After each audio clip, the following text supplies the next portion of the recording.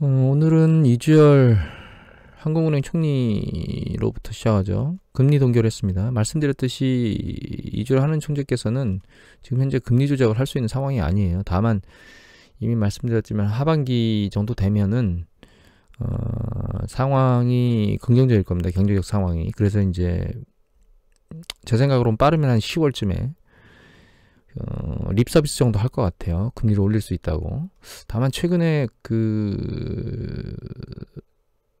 걸리는 게 하나 있다면 뭐 코로나 팬데믹 때문에 코로나 확산세나 이런 것들이 다시 좀 머리를 들고 있는 것처럼 보이기는 하는데, 그게 완벽하게 뭔가 코로나 백신이나 이런 것들을 무력화할 수 있는 그런 변이가 등장하지 않는 이상은 큰 영향을 못 미칠 거라고 현재는 생각하고 있습니다. 어제 미국 시장은 세게 끝났습니다. 3대 지수가 1% 가까이 끝났고, 지금 상황이 시장이 굉장히 뜨거워지고 있는 것 같아요, 느낌에는. 왜냐하면 그 3대 지수뿐만 아니라 원자재 시장을 보면 유가가 머리를 빠르게 들고 올라가고 있고, 금도 또 덩달아 올라가고 있고요. 구리도 마찬가지입니다. 그 과정에 10년 국채 수익률은 내려가고 있습니다. 1.576으로 내려왔어요. 그러니까 안전자산보다는 위험자산 선호도들이 높아지고 있다, 이렇게 보입니다. 그래서 탄력을 받고 있는 게 아닌가, 상승하는 것이 탄력을 받고 있는 게 아닌가, 윗방향으로 올라가는 게, 그런 생각이 들고 있거든요. 그리고 전고점을 돌파하지 못하고 계속 있던 나스닥이 전고점 부근에 이제 올라왔습니다. 탄력을 받고 움직일 가능성이 있다라고 현재는 보입니다. 제가 보기에는 좀 더 속도를 받고 올라갈 거 가지 않을까. 그리고 어제 미국의 지표가 나왔는데요. 이 지표들이 굉장히 좋게 나왔기 때문에 탄력을 받을 수밖에 없었다고 보여요, 사실은. 이건 이제 리테일 세일 전년 동월비인데, 여기 보시면 뭐 코어 같은 경우 8.4, 기대치가 5.1이었는데 전체로 보면 9.8, 기대치가 5.8이었네. 그러니까 굉장히 빠른 속도로 올라갔죠. 거기다가 신규 실업 성장 청구 건수가 50만 건대로 내려왔어요. 기대치가 70만 건이었는데 굉장히 빨리. 아마 고용 부분은 적일 거예요. 그 레저나 이런 쪽, 레스토랑이나 그러니까 요식업이나 레저 쪽, 이런 쪽에서 확산세가 빨라지고 있는 것 같아요. 고용 확산세가. 이제 가장 주된 이유는 이거라고 보시면 됩니다. 1조 9천억 달러가 3월 중순에 통과되면서 바이든이 3월 중순에 집행이 됐거든요. 그래가지고 보면은 작년 12월 달 말에 끝날 때쯤, 올해 들어오기 직전에 9천억 달러인가요? 6천억 달러인가요? 그거 통과되면서 자금 집행이 돼서 1월 달에 소매 판매가 급증했었거든요. 그 영향이 끝나는 2월 달에 약간 내려갔다가 또 3월 중순쯤에 자금이 뭐 집행되면 또 3월 달에 급증했어요. 그래서 결과적으로는 경기부양책이 경기를 굉장히 빨리 끌어올리는 이런 역할들을 하고 있는데, 개인적으로 좀 안타까움이 있다면 그건 아마도 국내 같은 경우에는 경기부양책 중에 개인한테 자금을 집행하는 것에 약간 보수적이었다는 거, 그게 좀 개인적으로는 안타깝게 생각합니다. 홍남기 경제부총리하고 요번 현 정부에서 좀 잘못하고 있는 부분이 그 부분이라고 생각해요. 전 개인적으로는. 물론 무조건 자금을 살포하는 것은 문제가 있긴 한데, 작년 상반기에 처음 집행할 때 전 국민한테 집행할 때 그게 그 기한이 있었고, 그 해당 지역에서 무조건 써야만 되는 그런 형태로 재난지원금을 지급했었죠.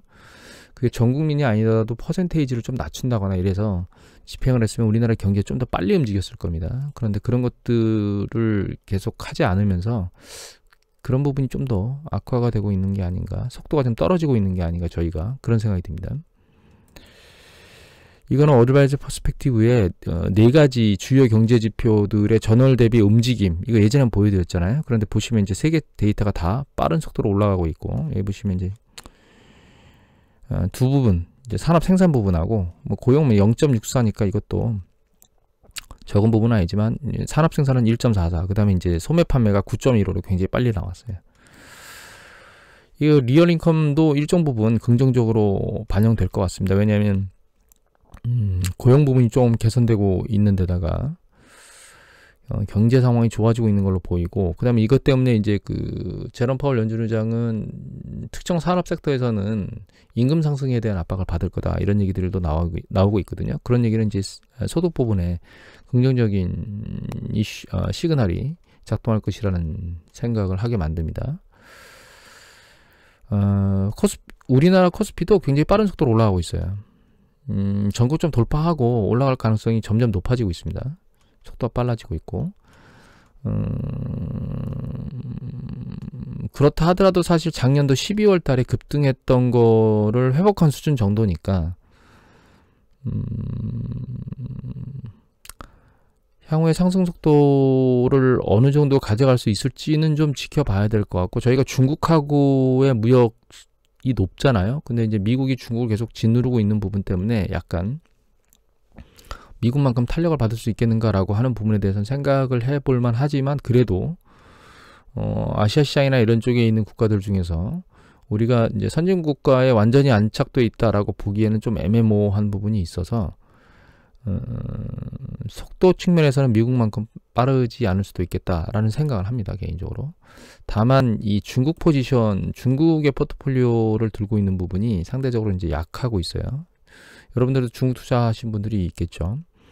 근데 마무리는 돼가고 있는 게 아닌가라는 생각을 하게 됩니다. 최근 5일치를 보면 바닥으로 내려오는 속도가 점점 둔화됐어요. 물론 이제 전 저점을 테스트하고 있기 때문에 멈추고 있는 상황인데, 글로벌 주식시장이 긍정적으로 움직이면 얘도 머리를 들고 올라올 거라고 생각을 하고 있는데, 이런 일들이 왜 지금 벌어지고 있느냐, 중국이.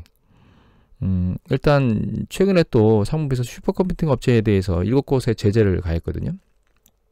그러니까 지금 정리해 보면은 처음에 5G를 파일을 두들기다가 그다음에 반도체를 다음에 두들겼죠. 그다음에 이제 슈퍼컴퓨팅으로 두들기고 있거든요. 근데 이 부분들이 전부 다 사실 보안, 군사 보안과 관련돼 있는 부분들이에요. 거기다가 이제 이런 행위를 하고 있는데, 좀 이따 이 얘기는 좀 더 드릴게요. 이런 행위, 이렇게 제재를 미국이 강력히 하고 있고 계속 지속적으로.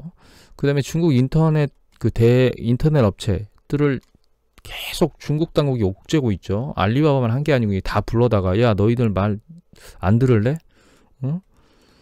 이제 행위는 이거죠. 불공정 행위 자꾸 할 거야. 너희들이 대규모로 시장을 장악하고 니들 맘대로 할래? 이렇게 하면서 지금 계속 인터넷 기업을 막 두들겨 때리고 있습니다, 중국이. 주식시장에 올라가기가 어렵죠, 얘네들. 이런 기업들 같은 경우에는.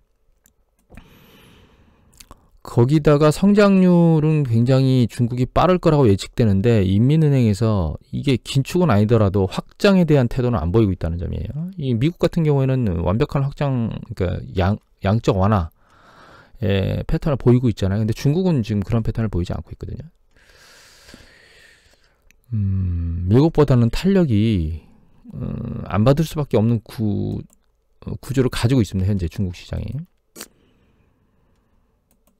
이제 중국이 그럼 미국이 어느 정도 계속 제재를 하겠느냐, 이 제재가 이게 왜 쓸데없이 자꾸 이런 분쟁을 일으키느냐, 이런 생각을 하실 수 있거든요. 그런데 이게 이유가 있습니다, 사실은. 이거는 2019년도에 툴라기 섬이라는 데가 있어요, 솔로몬 제도에. 여러분들 솔로몬 제도 하면 잘 솔로몬 제도 볼까요? 솔로몬 제도 여기인데, 여기가 솔로몬 제도거든요. 여기가 여러분들 이제 인터넷에 과다카날이라고 두주시면 2차 세계대전 때 일본하고 미국이 엄청나게 전쟁을 치렀던 곳이 과달카날이거든요. 그런데 그 과달카날이 어디냐면 여기에요, 여기. 이름 과달카날 치시면 솔로몬 제도 여기가 나와요. 그런데 이 위에 툴락이라고 하는 곳이 있습니다. 여기가 툴락이거든요. 여기에다가 중국이 요 지방정부하고 합의를 해가지고 75년 동안 이 항을 임대한다 그랬거든요. 이거 예전에 2차 세계대전 때 일본하고 미국이 있었던 지역입니다. 근데 이 지역이 군사적으로 굉장히 중요한 지역이에요. 그러니까 이걸 줄여보면, 이게 지금 태평양이잖아요. 괌이 이쪽에 있습니다, 이쪽에 괌이. 사실 중국이 여기 있잖아요. 지금 남중국해 때문에 난리를 치고 있는데, 중국이 태평양 쪽으로 자꾸 나오려고 해서, 여기서 틀어막히면 중국은 밖으로 못 나오거든요. 이쪽 일본에서 막고 있고, 이쪽 남중국해에 틀어막히면 태평양으로 나오질 못합니다. 미국이어서 다 막는데, 그걸 넘어가기 위해서 여기다가 군사적으로 자꾸 이쪽에다 무엇인가를 만들려고 하고 있습니다. 이 솔로몬 쪽 지역에 대규모로 원조나 이런 것들을 약속하면서.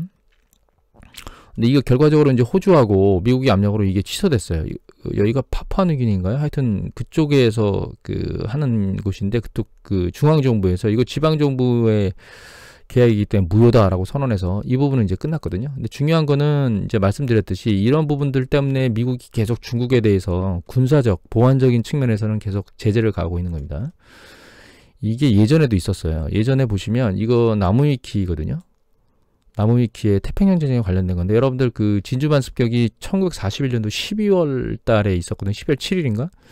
근데 그게 왜 일어났냐면 여기 보시면 1941년에 미국에 하고 영국, 중국, 네덜란드가 일본의 전략물자 수출을 금지하도록 해서 미국이 일본의 석유를 대부분 다 미국에 수출했는데 미국에서 여기서 석유를 중단시켰습니다. 수출을. 그래서 사실은 이제 진주만 습격이 최종적으로 일어났던 거거든요. 일본이 굉장히 빠른 속도로 그 이쪽 지역을 장악했었습니다. 이제 동남아시아 지역 이쪽을 그 일본이 장악했었거든요. 그런 것들 때문에 석유 수출을 금지시켰는데 이제 그로 인해서 진주만을 습격하면서 실제로 태평양 전쟁이 일어나고 미국이 2차 세계대전에 참전하도록 만드는 일이 발생했었습니다. 결과적으로 이제 미국 쪽에서는 중국이 미국 형태, 일본, 과거 일본처럼 지금 이쪽으로 뻗어져 나오고 있는 것에 대해서 두려워하고 있는 거예요. 일본이 하물며 이제 하와이의 진주만, 이쪽 하와이죠. 하와이의 진주만 폭격을 했던 것처럼 중국이 자꾸 태평양 쪽으로 뻗어져 나오면 미국의 본토가 위험하거든요.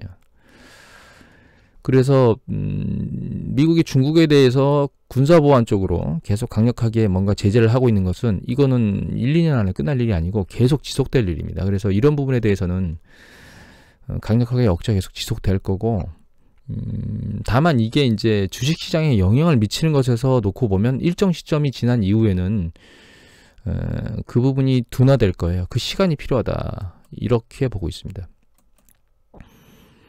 그 다음에 이제 비트코인 얘기로 넘어갈 건데요. 비트코인이 꾸물꾸물 올라가고 있습니다. 꾸물꾸물 올라가고 있어요. 내려가진 않고.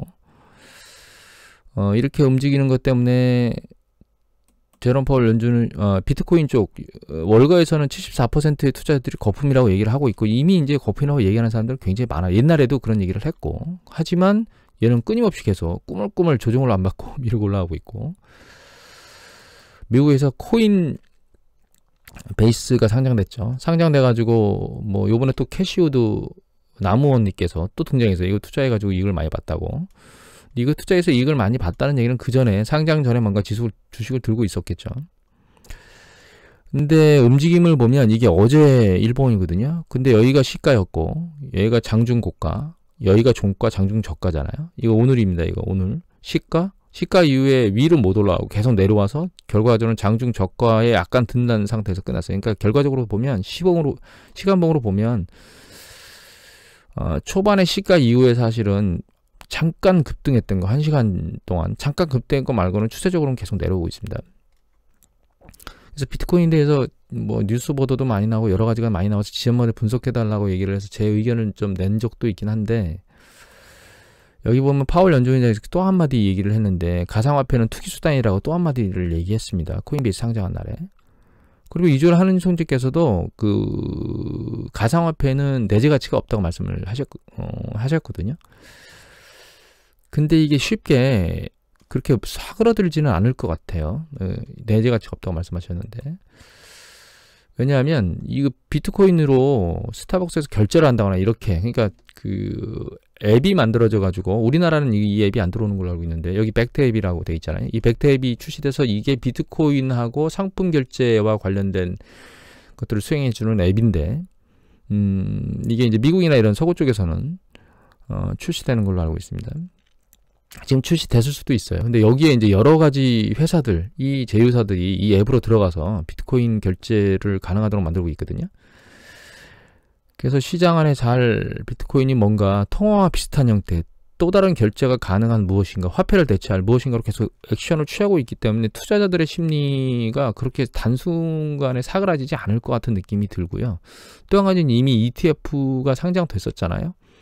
캐나다 쪽에 또 브라질인가 어디도 상장됐었죠. 그런데 상승 쪽의 측면에서 놓고 보면 약간 반대 방향이 나왔어요. 여기 보면 그 상승 ETF를 상장한 캐나다가 다시 반대 인버스 ETF도 상장해 놨거든요. 개인적으로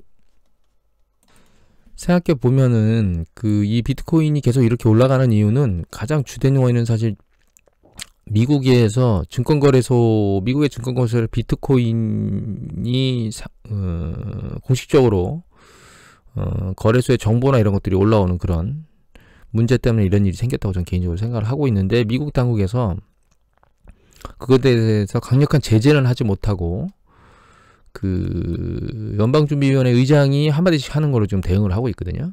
그래서 한동안 시장은 오르내림의 공방을 칠 것 같아요. 최종적으로는 어떻게 될 것 같으냐, 이미 말씀드렸듯이 자꾸 이 비트코인이 시장 안으로 들어와 가지고 화폐를 대체하려고 하는 이런 액션을 취하면 중앙은행에서는 가만히 있을 수가 없습니다. 그래서 저는 이게 화폐화 되려고 하는 비트코인이 결과적으로는 자기한테 화를 자초하는 결과를 나중에는 야기할 것이다 라고 개인적으로는 생각하고 있습니다. 근데 단기적으로는 강력하게 중앙은행이 뭔가 액션을 취하지 않는 이상 이 비트코인 자체가 뭐 아래로 계속, 예전에 한번 대규모로 폭락한 적이 있었죠. 그런 것만큼 폭락하지는 않을 것 같습니다, 느낌이. 그리고 신장위구르의 신장 면화를 거부했던 뭐 나이키나 H&M이나 이런 쪽에서 중국에서 불매 운동이 일어나가지고 난리가 아니죠. 그런데 이 사이에 이제 중국 쪽에서는 눈치 보기를 열심히 하고 있습니다. 왜냐면 저희 쪽 예전에 한번 수출, 반도체 관련된 소재 관련 거 수출 안 했다가 한번 된탕 당했었잖아요. 그래서 결과적으로 이런 부분들은 이거는 소비자 입장은 안 불리해요. 왜냐면 대체제를 찾거든요. 이게 수출자 입장, 판매자 입장에서 굉장히 불리한 겁니다. 그래서 H&M인가요? 어느 기사에서 그런 것들이 홈페이지에 공식적으로 올라와 있었는데, 뭐 불매에 대한 어떤 내용들이 그걸 소리소문 없이 삭제했다는 얘기가 나오고 있거든요. 그래서 결과적으로 이 개별 기업들이기 때문에, 사기업이기 때문에 얘네들이 일단 전 세계에서 지켜보는 소비자들을 위해서 한방 이렇게 날리긴 했지만, 시간이 지나면 스물스물 뒤로 물러나서 이 불매에 대한 부분은 또다시 뒤로 그냥 시간이 지나면 건너가게 될 거예요. 그래서 결과적으로는 이것도 시간이 지나면 해결될 문제라고 보고 있어요. 전체적으로 놓고 보면 미국 시장이 굉장히 빠른 속도로 올라가려고 탄력을 받고 있는 과정에 있고, 그 다음에 여러 가지 뭐 원자재나 10년 국채 수익률을 놓고 보면 이게 위험자산 선호도 패턴으로 지난번 조정 이후에 이 주식시장 한번 조정받고 탄력받은 이후에 위험자산 선호도 쪽으로 빠르게 변화가 되고 있는 것처럼 지금 보이고 있고요. 우리나라도 거기에 맞춰서 잘 따라 올라가고 있고, 하지만 중국은 상대적으로 약세를 보이고 있다. 이머징 시장도 상대적으로 약세를 보이고 있는데 우리나라는 잘 버티고 있는 겁니다. 우리나라도 선진시장 정도로 넘어가고 있는 게 아닌가 이런 생각이 들기도 하고, MSCI 선진지수에 편입되거나 뭐 이런 쪽 그런 긍정적 시그널도 빨리 작동돼서 움직일 수 있지 않을까라는 생각을 개인적으로 하게 됩니다. 그래서 이런 뉴스 보도가 이미 여기 보시면 1월 달에 나왔었죠. 선진지수 편입되면서 이 우리나라 시장을 밀어올릴 수도 있는 가능성들이 우리도 현재 열려있는 상황입니다. 그래서 이런 부분들의 호재들이 터져준다면 주식시장이 좀 더 올라가는데 속도를 받을 수 있겠죠. 그래서 이제 향후에는 이 부분에 좀 관심을 두고 계시는 것도 좋을 거예요. 오늘은 이것으로 마치도록 하겠습니다.